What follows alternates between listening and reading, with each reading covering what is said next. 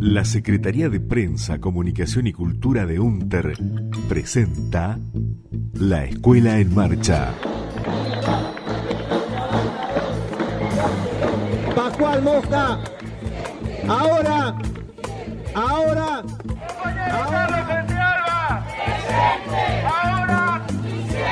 La Escuela en Marcha, el boletín informativo radial de la Unión de Trabajadoras y Trabajadores de la Educación de Río Negro. Y así será de igual a igual, y así será de igual a igual.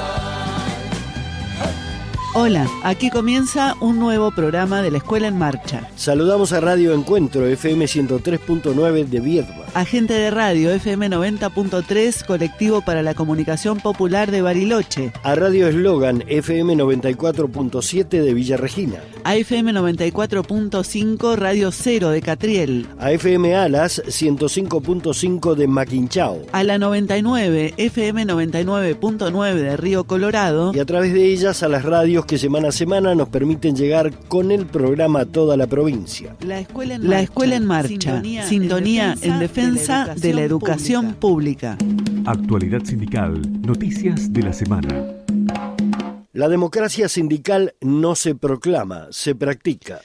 Desde el Consejo Directivo Central de UNTER expresamos nuestra profunda preocupación respecto del pedido de renuncia a una compañera que fue electa como vocal gremial de la Junta de Disciplina Docente en el Consejo Provincial de Educación. El requerimiento, firmado y hecho público por secretarias generales de 7 seccionales, responde a cuestiones agrupacionales y no institucionales, lo que afecta gravemente la democracia interna en nuestro sindicato. Esta definición unilateral refleja un desconocimiento absoluto de la normativa en general y de nuestro estatuto en particular. Los compañeros que se desempeñan en cargos institucionales acceden a través del voto de les afiliades para representar y defender a toda la docencia rionegrina. Exigir una renuncia por razones de internas agrupacionales es un profundo acto antidemocrático, porque desconoce la voluntad expresada en las urnas por el conjunto de compañeros. Las seccionales firmantes, además, se arrogan la potestad de tomar definiciones sin la debida participación y debate en asambleas, donde todos sus afiliados tienen voz y voto, pertenezcan o no a una línea interna. Estas seccionales se saltearon un paso fundamental de la democracia sindical. El hecho de ganar una elección no hace a ninguna agrupación dueña de la seccional, la central o de un cargo de representación. El estatuto de la UNTER es claro: las seccionales no pueden asumir la representación del sindicato sin expresa delegación del Consejo Directivo, Congreso o Plenario, como tampoco pueden adoptar posiciones que comprometan al gremio en general. Instamos a la agrupación que ganó las elecciones el pasado 16 de octubre a reflexionar sobre sus propias prácticas. En breve y por los próximos 3 años les tocará representar a la totalidad de los afiliados. Por ello, deben tener en claro que el sindicato siempre debe ser el paraguas que contenga y defienda al conjunto de los trabajadores de la educación, nunca el látigo que castiga a quienes piensan diferente. Es el comunicado del Consejo Directivo Central de UNTER del 4 de noviembre en Roca, Fisquemenuco. Escuela Rodolfo Walsh. Además del espacio de la lucha gremial, la UNTER se ha dado desde hace años el espacio y la posibilidad de dar la batalla político-pedagógica. El aula también es una trinchera y la escuela es el lugar donde defendemos los valores de la vida, los valores de la solidaridad, los valores de la igualdad entre todos los seres humanos. Escuela Rodolfo Walsh. Diana Milstein es profesora en enseñanza primaria y expresión corporal. También es magíster y doctor en antropología social, investigadora. Diana estuvo coordinando una jornada de educación artística que se llamó Lenguajes Estético-Expresivos y Educación Física, Presencia de las Artes en la Vida Escolar. Esta jornada fue organizada por el Instituto de Formación Docente de Fisquemenuco, con la colaboración dirección de la Escuela Rodolfo Walsh de UNTER y el Instituto Universitario Patagónico de las Artes, IUPA. Te damos la bienvenida a la Escuela en Marcha, Diana, y bueno, te invitamos a contarnos un poco sobre tu trabajo y específicamente qué fue lo que pasó en la jornada. Una invitación que me conmovió mucho, como lo dije allí, a estas primeras jornadas. Mi recorrido es un poco, es largo ya. Yo empecé en escuelas primarias en la zona, ¿no? Como maestra en Chipoleti, y allí ya implementé a partir del año 84, con la apertura democrática, nos invitaban a los maestros a presentar proyectos, y entonces yo presenté un proyecto que se llamaba Integración de Artes. La idea era integrar las artes a la enseñanza de los primeros grados, ¿no? Eso derivó en una investigación. Luego yo entré en la Universidad del Comahue, en la Facultad de Ciencias de la Educación, como, bueno, primero ayudante, después que trabajo práctica, después profesora de la cátedra que era Metodología de las Actividades Estético-Expresivas. A partir del trabajo de investigación que hicimos, iniciamos el proyecto en el año 88 y terminamos publicando un libro en el año 1999, se llama La Escuela en el Cuerpo. Una de las indagaciones y de los descubrimientos, digamos, de esa etnografía, un trabajo etnográfico, fue lo que denominamos estética escolar en aquel entonces. Eso ya para el año 92, 93 ya estaba empezándose a publicar como resultado. Y básicamente lo que postulamos en aquel entonces, y creo que es lo que sigue teniendo vigencia hoy, es que una de las dificultades mayores para que las artes, las estético-expresivas, ¿no?, para incorporar todos los lenguajes sin dificultad, ingresen a la escuela como tales, o sea, ingresen en la enseñanza y tengan un lugar relevante y necesario para la formación cultural de todas las nuevas generaciones, es que la escuela tiene su propia lógica estética que responde al orden escolar.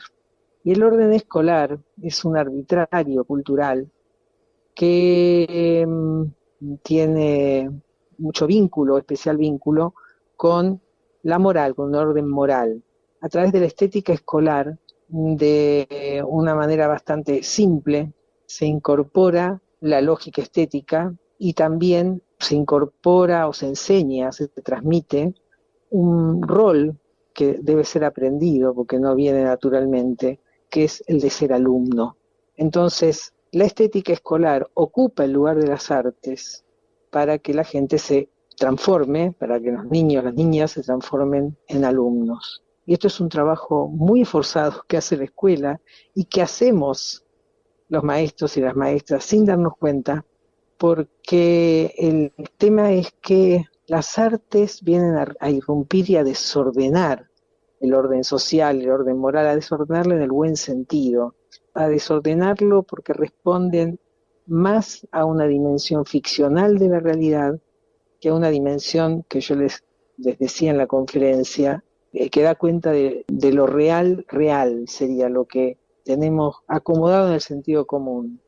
Y que sobre todo la escuela, una de las cosas que enseña, está muy, muy estudiado y muy escrito ya, es a ser subordinados.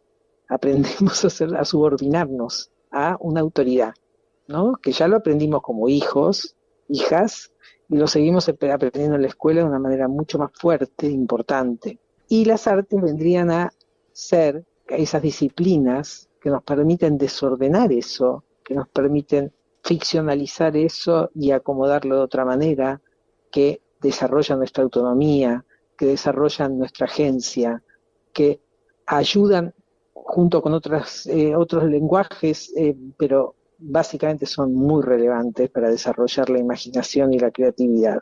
Todo eso a la escuela, a la formación del niño, del alumno escolar sarmientino, que es la escuela que tenemos, con todo respeto, no como una crítica a esta altura, porque es la escuela que defendemos, además. Es lo que tenemos y lo que hacemos. Entonces, todo lo que tiene que ver con lo artístico es muy difícil que ingrese, porque ingresa como haciendo contrapunto.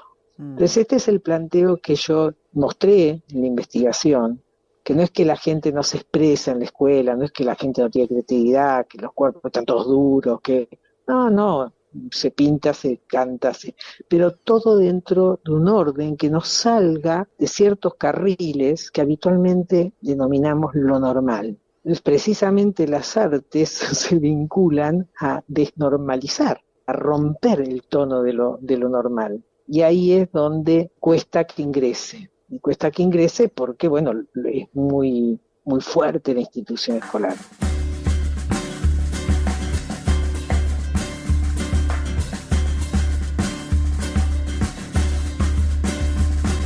No todo lo que se va no está, ni todo lo que no ves no es. No siempre que algo se aleja nos deja, ni cuando se nos devuelve nos vuelve.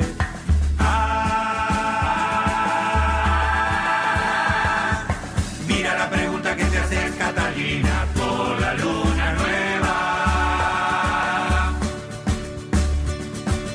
Mira la pregunta que te haces, Catalina, por la luna nueva. También dentro de la misma institución es como una disputa de sentidos de cómo habitar la escuela. Exacto. Por eso yo en el año 93 les escribí un texto a mis estudiantes de aquella época en la facultad, que se llamaba Sentidos y Contrasentidos de las Artes en la Escuela o algo parecido, que me conmovió muchísimo que los estudiantes ahora en formación docente estén usándolo cuando estudian estético-expresivas. Todavía lo usen, imagínate, en el año 93, estamos en el 2025, que lo usen, que lo lean y que les digan cosas. Y como me explicaron algunos allí, que lo que más les impacta, lo que más les interesa, son las preguntas que quedan planteadas ahí. Lo cual me hizo sentir mejor aún, porque en investigación y en docencia, lo más interesante no es dar respuestas, sino hacerse muy buenas preguntas. Cuando uno logra hacerse buenas preguntas, primero son más duraderas, y segundo, siempre abren puertas. En vez de la respuesta, cierra puertas, ¿no? Da certezas, pero cierra puertas y no deja pensar, y parece que todo es imposible, como nos está pasando más allá de las artes hoy en día. Sí. En este país parece que todo se cierra y todo es imposible. Cuando uno tiene una buena pregunta, entonces mi sensación fue que aquella investigación dejó una muy buena pregunta, que sigue sirviendo para seguir pensando. La institución escolar argentina, insisto, esa que nosotros defendemos, Sí. había también un colectivo de docentes, que algunos hicieron historia, como las hermanas Cosettini, como Iglesias, como Gesualdo en Montevideo, bueno, como muchos docentes, muchos maestros, que hacían proyectos justamente donde ellos planteaban que el centro de la educación escolar debe ser el niño, la niña. Bueno, en aquella época el niño, no se usaba la E ni tanto como lo usamos ahora, y que me parece que es importante, en lugar de que sea el contenido y la rigidez del programa. Y al poner el centro en el niño, es poner el centro en sus percepciones y sus experiencias. Y ahí entraba sin dificultad las artes. Y no tenían problema con la escuela, tenían problema con la política y por eso perdieron, pero no tenían problema en la escuela, Claro. porque todos lo aceptaban, porque era clarito, era ¿qué tenés que mirar para enseñar? ¿A qué tenés que atender para enseñar? ¿A lo que dice un programa? ¿O tenés que atender a ese sujeto que tenés allí adelante, que es un otro muy capaz y muy competente en los lenguajes artísticos, en todos los lenguajes? En todo caso, tiene menos competencia en el lenguaje verbal y casi nada cuando ingresa en el escrito, pero en todos los demás mucho. Entonces hay que poner todo el empeño en entender esas percepciones, esas maneras de usar el lenguaje y ayudarlos con lo que uno le transmita, con lo que uno le enseñe, con lo que uno le estimule, a que organicen sus experiencias utilizando todos esos lenguajes. Y entonces uno le da una vueltita y parece que no molesta a la escuela. En realidad sigue molestando, ¿no? Por eso en la política tenés problemas. Pero para la vida escolar, para el niño, para los familiares, para toda la comunidad escolar, pasa a ser algo muy extraordinario, porque la gente aprende mucho mejor. Uh-huh. Porque cuando uno aprende desde su manera de percibir, su manera de conocer y su manera de organizar experiencias. Y cuanto más lenguajes tenés a mano para organizar las experiencias, más posibilidades de incorporar la cultura, más amplitud tenés. Y eso conforma gente mucho más fuerte, mucho más rica culturalmente y con muchas más posibilidades de vida en la comunidad y de trascender en la vida comunitaria que cuando rígidamente es formateado por programas especializados de pequeñas cositas que no dicen nada. Entonces, la pelea sería, la pelea de los que estamos en las artes, en estético-expresiva, sería evitar que la estética escolar ocupe el lugar de las artes, que siga siendo lo suyo la estética escolar. No vamos a sacar los rituales, no tenemos por qué sacar todo eso, pero tenemos que hacer como espacios que fueran, no sé, como oasis dentro de las escuelas, donde haya posibilidades y oportunidades para que todos podamos utilizar los lenguajes combinados que tenemos, el lenguaje corporal, el lenguaje visual, el lenguaje sonoro, el lenguaje audiovisual, que los podamos combinar con el lenguaje matemático y el lenguaje verbal, que son tan importantes de adquirir, pero que se combinen en la experiencia y no que queden separados como si fuera aparte de la normalidad, como si pudieran arruinar la posibilidad de la formación normal de un sujeto. Al contrario, y eso se demuestra haciendo. Y que además es posible, y en la formación de maestros yo pude demostrar que era posible, porque si hasta ahora se están leyendo los trabajos que empezamos a escribir en aquella época y llevados adelante por gente que me conoce por lo que me leyó, pero no es porque está formada por mí particularmente, quiere decir que hay una beta interesante ir explorando y trabajando más allá de mi persona, digamos, pero si me invitan para participar en esos procesos, claro, para mí es una delicia porque, como les decía además, yo después que me jubilé en la Universidad del Comahue, me dediqué cada vez más a la etnografía y a la etnografía con niños, donde también utilizo todo esto, pero de otras maneras, digamos, ¿no? Pero me encanta la zona de la escuela y me encanta que sean tan amorosos y me inviten y pueda compartir, seguir compartiendo experiencias que además la gente tiene. La gente tiene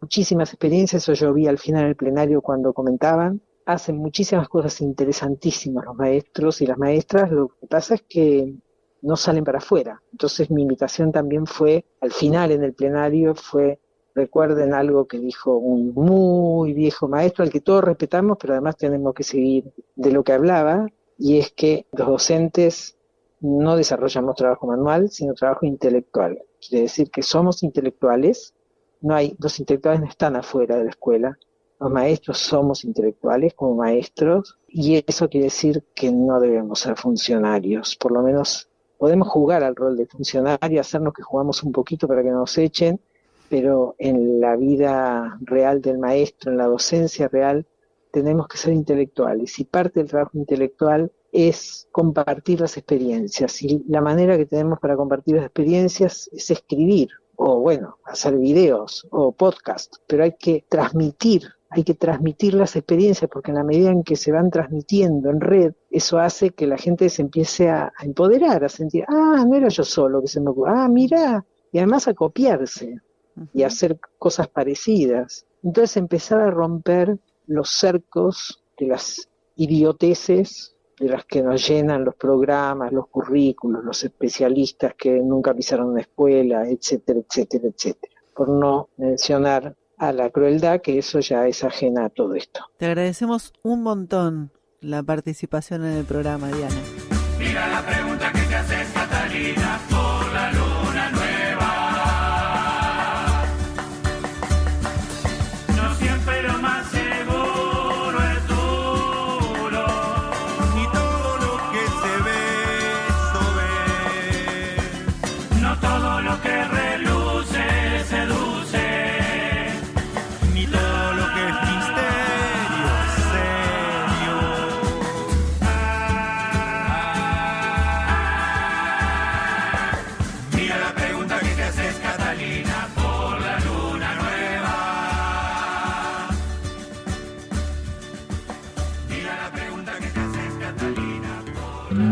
genocidio. Todos los pueblos indígenas de Latinoamérica venimos de un genocidio. Tiene su correlato en esa construcción de enemigo interno que se pretende realizar del mismo pueblo mapuche tehuel. Defensa de los territorios, pueblos originarios y extractivismo.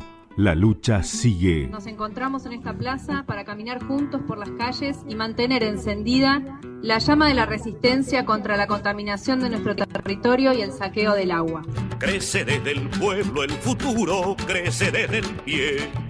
Ánima del rumbo seguro, crece desde el pie. Organizaciones de Río Negro denunciaron ante la ONU el incumplimiento del acuerdo de Escazú por la presencia de Mecorot en la provincia. Organizaciones ambientales, sociales y sindicales de Río Negro denunciaron ante el Comité de Apoyo del Acuerdo de Escazú al gobierno provincial, al CFI y a la empresa estatal israelí Mecorot por presuntas violaciones al tratado regional que garantiza acceso a la información y participación ciudadana en asuntos ambientales. Es la primera presentación de este tipo en la Argentina. La presentación fue realizada por la Asamblea por la Tierra y el Agua de las Grutas, la Multisectorial por el Golfo San Matías, la Asociación por el Agua del Comahue, la campaña Fuera Mecorot, la Red de Comunidades Costeras, la Pastoral Social de la Diócesis de Viedma, la Central Autónoma de los Trabajadores y las Trabajadoras, distintas regionales de la Asamblea Permanente por los Derechos Humanos, el Movimiento Río, junto a ciudadanos y ciudadanas independientes, profesionales ambientalistas y la legisladora Magdalena Odarda. Suyay Quilapán, de la Pastoral Social de la Diócesis de Viedma, es una de las firmantes. Un grupo de organizaciones de la provincia de Río Negro avanzamos con una presentación ante el Comité de Apoyo a la aplicación y el cumplimiento del Acuerdo de Escazú. El Acuerdo de Escazú es un acuerdo internacional en la que los estados adhirieron, Argentina adhirió, y básicamente el acuerdo lo que plantea es que la ciudadanía tenga acceso a la información, que se le garanticen los espacios para la participación y el acceso a la justicia ambiental. Nosotros entendemos que el acuerdo que firmó el CFI con la empresa estatal israelí Mecorot, con el aval de la provincia de Río Negro, hay incumplimientos concretos al acuerdo de Escazú. Por eso hacemos esta presentación. El acuerdo se firmó en 2020. Este contrato con Mecorot concretamente es que el DPA deje de tener las funciones del manejo del agua en la provincia de Río Negro y se le ceda esa potestad, digamos, a la empresa Mecorot, cediendo soberanía de recursos naturales y de algo tan importante y tan sensible como el agua dulce. Nosotros pedimos en distintos momentos información. En una parte, un artículo de este contrato planteaba el carácter secreto del mismo. Por lo tanto, entendemos de que se escondió la información, no se nos permitió saber qué era lo que había concretamente atrás de este contrato y se nos negó la participación. Por lo tanto, hay un incumplimiento del Acuerdo de Escazú y eso es lo que estamos poniendo en evidencia. Lamentablemente, Mecorot es una empresa que ha firmado no solamente con la provincia de Río Negro, sino con 12 provincias, alrededor de 12 provincias más. Nosotros acompañamos todos los procesos que tienen que ver con la defensa de nuestros recursos naturales. El agua es un elemento muy sensible, pero además sabiendo también que a partir de la implementación del RIGIP, y nosotros Río Negro fue la primera provincia que adhiere al régimen de incentivo a las grandes inversiones, sabemos que el agua, la prioridad de uso la van a tener las actividades que tienen que ver con el hidrocarburo, con la minería, todas las extractivistas, digamos, entonces antes que las comunidades. Entonces estamos muy preocupados qué va a pasar con el agua dulce en la provincia de Río Negro, cuál va a ser el acceso real que vamos a tener y en caso de que se verifiquen los incumplimientos de parte del Estado provincial, que caigan las sanciones necesarias porque justamente nos están poniendo en riesgo. Estás escuchando La Escuela en Marcha, en defensa de la educación pública.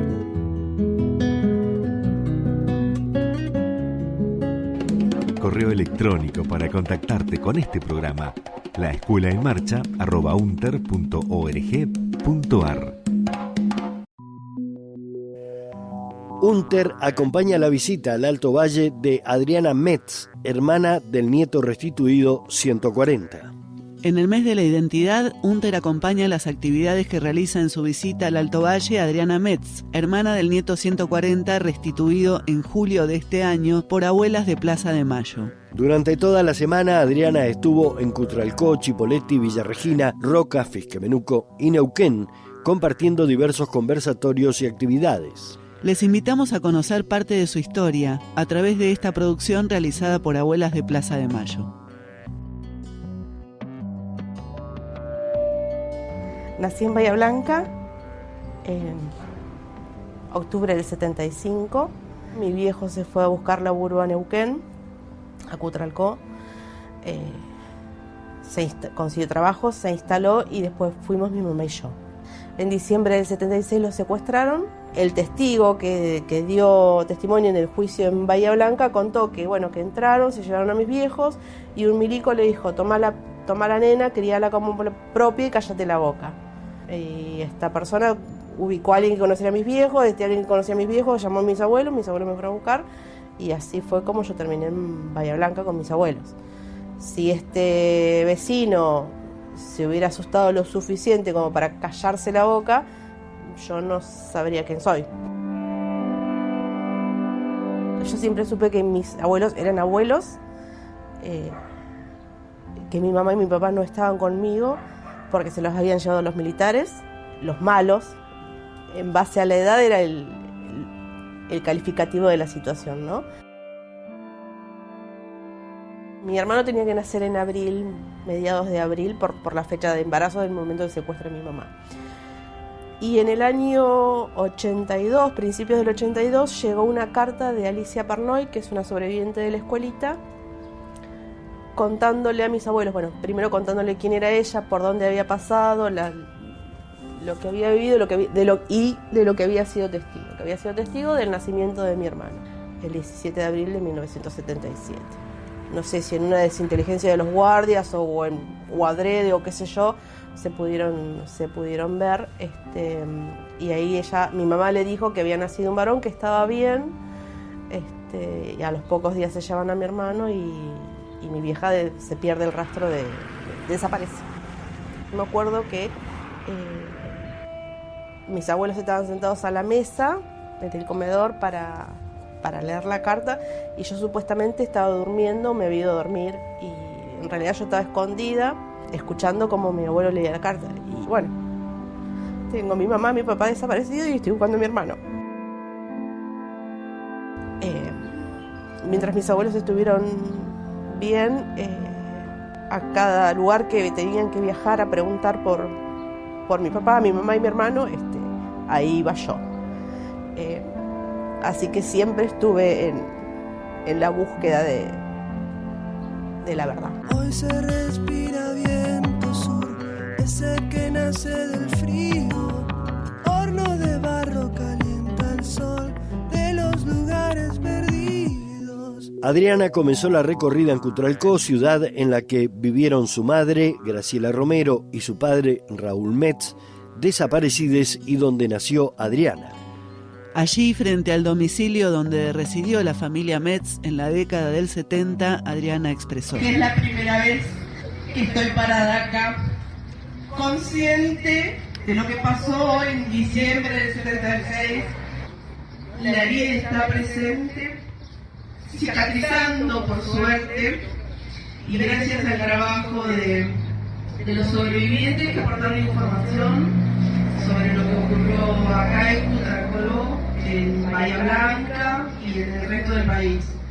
Sin el relato de la noche del secuestro, del paso por la cuenta de Neuquén, de mis viejos, del paso... Además, se realizó un acto en el Espacio de la Memoria, donde se retiró una placa con la leyenda: "Nos falta el bebé del matrimonio Metz", para reemplazarla con otra que celebra la restitución de la identidad del niño nacido en cautiverio en 1977 y apropiado por uno de los militares que interrogó a Graciela. La recorrida de Adriana Metz tiene una gran relevancia en el contexto sociopolítico actual en nuestro país, con un gobierno que pretende borrar la historia de persecución, tortura, desapariciones y muerte impuesta por los genocidas entre 1976 y 1983 e impone un estado represivo de baja intensidad.